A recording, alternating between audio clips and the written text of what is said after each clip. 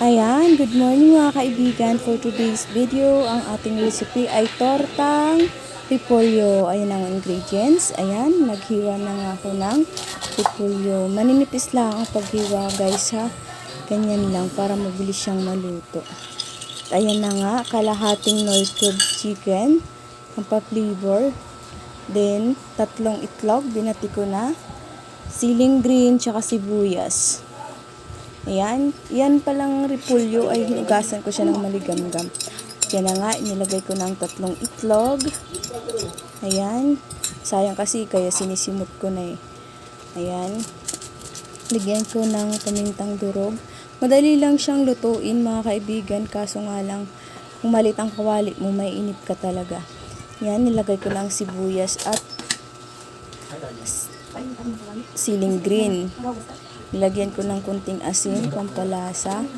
Actually, dun sa aking napanood na video, wala talaga siyang siling green. Nilagyan ko lang kasi para medyo may thrill, medyo maanghang. Ganun ba yun? Yan, hinalo-halo ko na. Oo. Ang ugat ko. Kulang yata yan sa itlog kasi medyo marami yung repolyo na nabili ko. Yun, nilagay ko na yung Knorr cubes na tunaw na. Yan, halo-haloin muna. Halo-haloin natin. Ay, huwag kayong mag-alala mga kaibigan, nahugas ako ng kamay.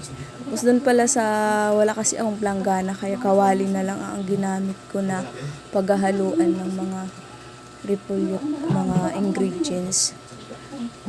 Medyo madami kasi yung repolyo, malaki yung nabili ko, tapos kalahati lang naman. Pero sobra siya sa kalahating kilo. Ayan, all-purpose dapat dyan eh. Ay cornstarch. Kaso nga lang wala akong cornstarch, kaya crispy fry na lang.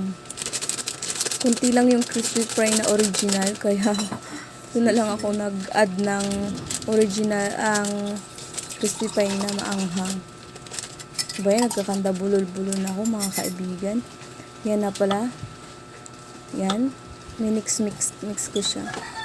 Haluin lang natin, pero habang nagpapainit tayo ng kawali ay atin lang i-prepare ang ating tutortahin. Ayan na, halo. Mainit na rin ang ulo ko. Pasensya na kayo mga kaibigan, asawa ko yun, parang timang lang. Ayan, mix natin. Then pagkatapos nan, ibabad ng konti. Ayan, nagsalang na ako. 3 piraso lang ang kasya. Yan, finished product. Ang sarap. Yan, kain tayo. Yun, ketchup dapat yan dyan, kaso wala, kaya suka na lang.